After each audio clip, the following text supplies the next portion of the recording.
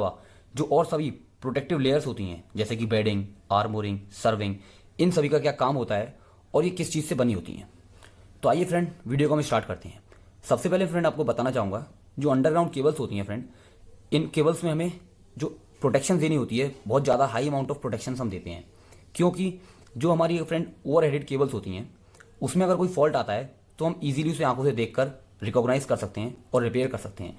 लेकिन वहीं अगर अंडरग्राउंड केबल के अंदर कोई फॉल्ट आएगा तो हमें इसको रिपेयर करने में बहुत ज़्यादा दिक्कत आएगी, क्योंकि सबसे पहले हमें उसे पता लगाना होगा कि फॉल्ट कहाँ है। उसके लिए हमें पूरा डिगिंग करनी होगी, सॉइल खोदनी पड़ेगी, मिट्टी बाहर निकाल के केबल को बाहर निकालेंगे, तब जाके हम उसे रिपेयर करेंगे। इसीलिए हम चाहते हैं फ्रेंड अंडरग्राउंड केबल्स में कोई फॉल्ट ही ना आए, बिकॉज उसको ओवरकम करने के लिए, फॉल्ट को रिपेयर करने के लिए हमें बहुत ज़्यादा मेहनत करनी होती है। इसीलिए हम लार्ज अमाउंट ऑफ प्रोटेक्शंस का यूज़ करते हैं इन अंडरग्राउंड केबल्स। और फ्रेंड इन्हीं प्रोटेक्शंस के कारण जो अंडरग्राउंड केबल्स होती हैं उनकी कॉस्ट भी ज़्यादा होती है as compare to overheaded cables. तो आइए फ्रेंड चेक करते हैं क्या क्या चीज़ हमारी अंडरग्राउंड केबल्स के अंदर होती हैं। सबसे पहले आप देख पा रहे हैं, एक नंबर से हम स्टार्ट करते हैं, इस साइड से हम इधर की तरफ जाएंगे। सबसे पहले आप देख सकते हैं कंडक्टर। तो कंडक्टर के बारे में आप सभी लोग जानते हैं, कंडक्टर का काम क्या होता है, जो करंट को फ्लो कराता है। लेकिन हमें एक चीज़ पर ध्यान रखनी है, जो अंडरग्राउंड केबल्स होती हैं उसके अंदर जैसे ही दिख रहा है ना, ऐसा कंडक्टर नहीं होगा फ्रेंड। ये सिंगल कंडक्टर जो सॉलिड कंडक्टर है, इसकी जगह हमारा होगा स्ट्रेडेड, STRANDED। स्ट्रैंडेड कंडक्टर्स का यूज़ करते हैं। बेसिकली इसका स्टैंडर्ड कंडक्टर और जो सॉलिड कंडक्टर में क्या डिफरेंस होता है, सॉलिड कंडक्टर तो ऐसा होगा फ्रेंड सिंगल, लेकिन स्ट्रेंडेड के अंदर ऐसे वायर्स होते हैं फ्रेंड, पतले पतले वायर्स को मिलकर हम एक कंडक्टर बनाते हैं। बेसिकली इसका हेल्पफुल क्या होता है इसे यूज़ करने का हमारी अंडरग्राउंड केबल्स में, जो अंडरग्राउंड केबल्स होती हैं फ्रेंड, जब हम मैन्युफैक्चर करते हैं तो बड़े बड़े व्हील्स के ऊपर लपेटी जाती हैं वो। उस कंडीशन में क्या होगा, अगर एक सॉलिड कंडक्टर होगा तो वो बीच बीच में ब्रेक हो जाएगा, वो फ्लेक्सिबिलिटी प्रोवाइड नहीं करेगा।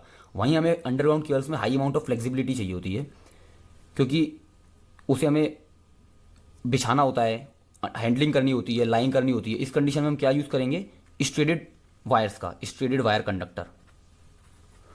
ये क्या प्रोवाइड करेगा फ्रेंड, फ्लेक्सिबिलिटी प्रोवाइड करेगा केबल्स के लिए। तो बस आपको ये चीज़ ध्यान रखना है, जो कंडक्टर होगा ओवर हेडेड लाइन्स में वो सिंगल सॉलिड कंडक्टर हो सकता है, लेकिन जो अंडरग्राउंड केबल्स होती हैं उसके अंदर स्ट्रेंडेड वायर कंडक्टर का हम यूज़ कर सकते हैं, ताकि हम फ्लेक्सिबिलिटी प्रोवाइड कर सकते हैं केबल में। Flexibility BILITY। उसके बाद सेकेंड आप देख सकते हैं इंसुलेशन। जो इंसुलेशन होता है फ्रेंड, उसको भी आप इजीली जानते हैं, वो क्या करेगा, जो हमारे कंडक्टर्स हैं वो आपस में कांटेक्ट में ना आए, ताकि अगर कांटेक्ट में आ जाएंगे तो शॉर्ट सर्किट हो जाएगा। इसको प्रिवेंट करने के लिए हम इंसुलेशन का यूज़ करते हैं। तो किस टाइप के इंसुलेशन यूज़ होते हैं फ्रेंड, पेपर इंसुलेशन का हम यूज़ करते हैं, जो कि आपने सुने होंगे इंसुलेशन पेपर, इम्प्रेग्नेटेड पेपर का यूज़ करते हैं, इम्प्रेग्नेटेड पेपर इंसुलेशन। साथ ही हम कुछ रबर मिनरल कंपाउंड्स का भी यूज़ करते हैं टू प्रोवाइड इंसुलेशन। तो बेसिक काम क्या है आपका इंसुलेशन का, कंडक्टर्स के ऊपर जो हम इंसुलेशन देते हैं ताकि ये आपस में कॉन्टैक्ट में ना आए। तो ये चीज़ तो फ्रेंड हर केबल में कॉमन होती है। उसके बाद हमारा काम होता है प्रोटेक्टिव डिवाइस लेयर्स का, जो हमारी अंडरग्राउंड केबल्स के ऊपर होती हैं। सबसे पहली लेयर होती है लेड शीट, इसको अपन बोलते हैं friend metallic sheet. Lead sheet भी बोल सकते हैं बिकॉज ये लेड से बनी होती है या फिर एल्यूमिनियम से बनी होती है। मेटल एक तरह से, ये क्या होंगे फ्रेंड, वायर्स होते हैं ऐसे ऐसे मेटल्स के, जो पूरी केबल के ऊपर सराउंडेड रहते हैं। इस तरह से यहाँ पे केबल के वायर होते हैं, वो किसके ऊपर होते हैं फ्रेंड, इंसुलेशन के ऊपर।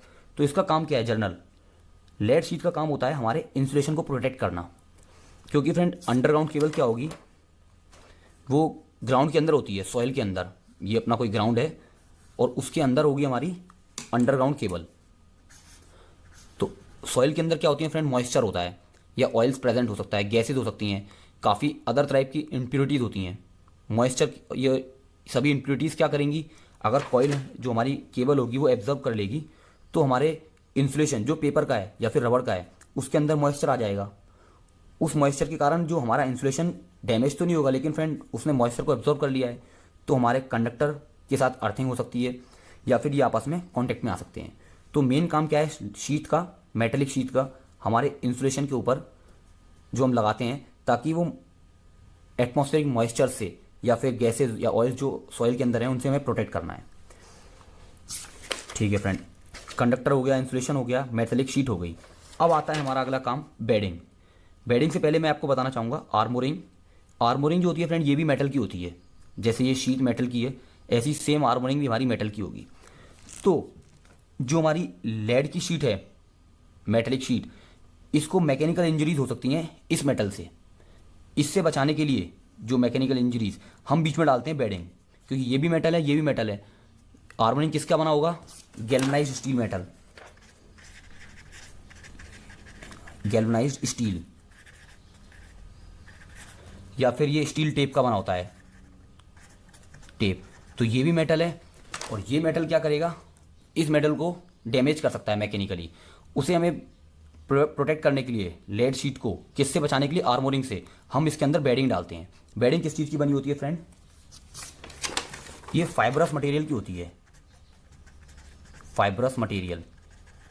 जैसे कि आपने देखा होगा जूट, जब भी आप कभी केबल को कट करते हैं, अंडरग्राउंड केबल्स को, उसके अंदर धागे से निकलते हैं फ्रेंड, जूट के या रेजिन्स वगैरह।